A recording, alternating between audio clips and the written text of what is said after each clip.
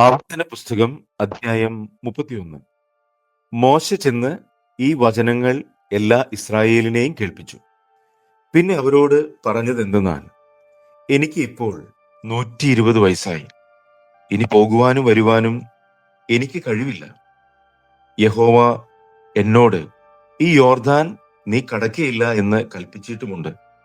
നിന്റെ ദൈവമായ യഹോവ തന്നെ നിനക്ക് മുൻപായി കടന്നുപോകും.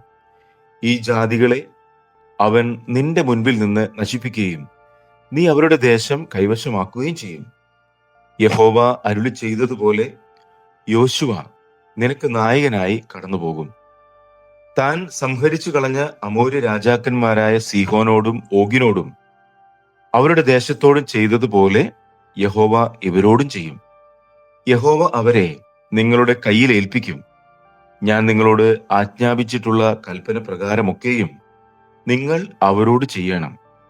ബലവും ധൈര്യവുമുള്ളവരായിരിപ്പിൻ. അവരെ പേടിക്കരുത്, ഭ്രമിക്കുകയും അരുത്. നിന്റെ ദൈവമായ യഹോവ തന്നെ നിന്നോട് കൂടെ പോരുന്നു. അവൻ നിന്നെ കൈവിടുകയില്ല, ഉപേക്ഷിക്കുകയുമില്ല. പിന്നെ മോശ യോശുവയെ വിളിച്ച് എല്ലാ ഇസ്രായേലും കാണുകെ അവനോട് പറഞ്ഞത് എന്തെന്നാൽ, ബലവും ധൈര്യവുമുള്ളവനായിരിക്കാം. യഹോവ ഈ ജനത്തിന് കൊടുക്കുമെന്ന് അവരുടെ പിതാക്കന്മാരോട് സത്യം ചെയ്ത ദേശത്തേക്ക് നീ അവരോട് കൂടെ ചെല്ലും. അതിനെ അവർക്ക് വിഭാഗിച്ചു കൊടുക്കും. യഹോവ തന്നെ നിനക്ക് മുൻപായി നടക്കുന്നു. അവൻ നിന്നോട് കൂടെ ഇരിക്കും. നിന്നെ കൈവിടുകയില്ല, ഉപേക്ഷിക്കുകയുമില്ല. നീ പേടിക്കരുത്, ഭ്രമിക്കുകയും അരുത്.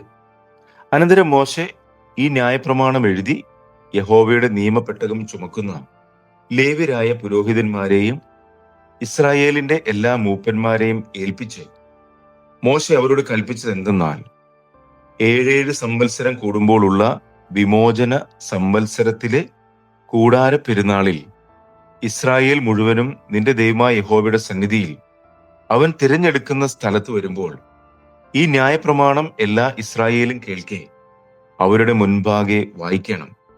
പുരുഷന്മാരും സ്ത്രീകളും കുട്ടികളും നിന്റെ പട്ടണത്തിലുള്ള പരദേശിയും കേട്ട് പഠിച്ച് നിങ്ങളുടെ ദൈവമായ യഹോവയെ ഭയപ്പെട്ട് ഈ ന്യായപ്രമാണത്തിലെ വചനങ്ങളൊക്കെയും പ്രമാണിച്ച് നടക്കേണ്ടതിനും അവയെ അറിഞ്ഞിട്ടില്ലാത്ത അവരുടെ മക്കൾ കേൾക്കേണ്ടതിനും നിങ്ങൾ യോർദാൻ കടന്ന് കൈവശമാക്കുവാൻ ചെല്ലുന്ന ദേശത്ത് നിങ്ങളുടെ ആയുഷ്കാലമൊക്കെയും നിങ്ങളുടെ ദൈവമായ യഹോവയെ ഭയപ്പെടുവാൻ പഠിക്കേണ്ടതിനും ജനത്തെ വിളിച്ചു കൂട്ടണം. അനന്തരം യഹോവ മോശയോട്, നീ മരിപ്പാനുള്ള സമയം അടുത്തിരിക്കുന്നു. ഞാൻ യോശുവയ്ക്ക് കൽപ്പന കൊടുക്കേണ്ടതിന് അവനെ വിളിച്ച് നിങ്ങൾ സമാഗമന കൂടാരത്തിങ്കൽ വന്ന് നിൽപ്പിൻ എന്ന് കൽപ്പിച്ചു. അങ്ങനെ മോശയും യോശുവയും ചെന്ന് സമാഗമന കൂടാരത്തിങ്കൽ നിന്നു. അപ്പോൾ യഹോവ മേഘസ്തംഭത്തിൽ കൂടാരത്തിങ്കൽ പ്രത്യക്ഷനായി. മേഘസ്തംഭം കൂടാരവാതിലിന് മീതെ നിന്നു. യഹോവ മോശയോട് അരുളി ചെയ്തത് എന്തെന്നാൽ, നീ നിന്റെ പിതാക്കന്മാരെ പോലെ നിദ്ര പ്രാപിക്കും. എന്നാൽ ഈ ജനം പാർപ്പാൻ ചെല്ലുന്ന ദേശത്തിലെ നിവാസികളുടെ അന്യദൈവങ്ങളെ പിൻചെന്ന് പരസംഗം ചെയ്യുകയും എന്നെ ഉപേക്ഷിച്ച് ഞാൻ അവരോട് ചെയ്തിട്ടുള്ള എന്റെ നിയമം ലംഘിക്കുകയും ചെയ്യും. എന്റെ കോപം അവരുടെ നേരെ ജ്വലിച്ചിട്ട് ഞാൻ അവരെ ഉപേക്ഷിക്കുകയും എന്റെ മുഖം അവർക്ക് മറയ്ക്കുകയും ചെയ്യും. അവർ നാശത്തിനിരയായി തീരും. അനേകം അനർത്ഥങ്ങളും കഷ്ടങ്ങളും അവർക്ക് ഭവിക്കും. നമ്മുടെ ദൈവം നമ്മുടെ ഇടയിൽ ഇല്ലായ്ക കൊണ്ടല്ലയോ ഈ അനർത്ഥങ്ങൾ നമുക്ക് ഭവിച്ചത് എന്ന് അവർ അന്ന് പറയും. എങ്കിലും അവർ അന്യദൈവങ്ങളുടെ അടുക്കലേക്ക് തിരിഞ്ഞ് ചെയ്തിട്ടുള്ള സകല ദോഷവും നിമിത്തം ഞാൻ അന്ന് എന്റെ മുഖം മറച്ചു കളയും. ആകയാൽ ഈ പാട്ടെഴുതി ഇസ്രായേൽ മക്കളെ പഠിപ്പിക്കുക. ഇസ്രായേൽ മക്കളുടെ നേരെ ഈ പാട്ട് എനിക്ക് സാക്ഷിയായിരിക്കേണ്ടതിന് അത് അവർക്ക് വായ്പാടമാക്കി കൊടുക്കുക. ഞാൻ അവരുടെ പിതാക്കന്മാരോട് സത്യം ചെയ്തതായി പാലും തേനും ഒഴുകുന്ന ദേശത്ത് അവരെ എത്തിച്ച ശേഷം അവർ തിന്ന് തൃപ്തരായി തടിച്ചിരിക്കുമ്പോൾ അന്യദൈവങ്ങളുടെ അടുക്കിലേക്ക് തിരിഞ്ഞ് അവയെ സേവിക്കുകയും എന്റെ നിയമം ലംഘിച്ച് എന്നെ കോപിപ്പിക്കുകയും ചെയ്യും. എന്നാൽ അനേകം അനർത്ഥങ്ങളും കഷ്ടങ്ങളും അവർക്ക് ഭവിക്കുമ്പോൾ അവരുടെ സന്തതിയുടെ വായിൽ നിന്നും മറന്നു പോകാത്ത ഈ പാട്ട് അവരുടെ നേരെ സാക്ഷ്യം പറയും.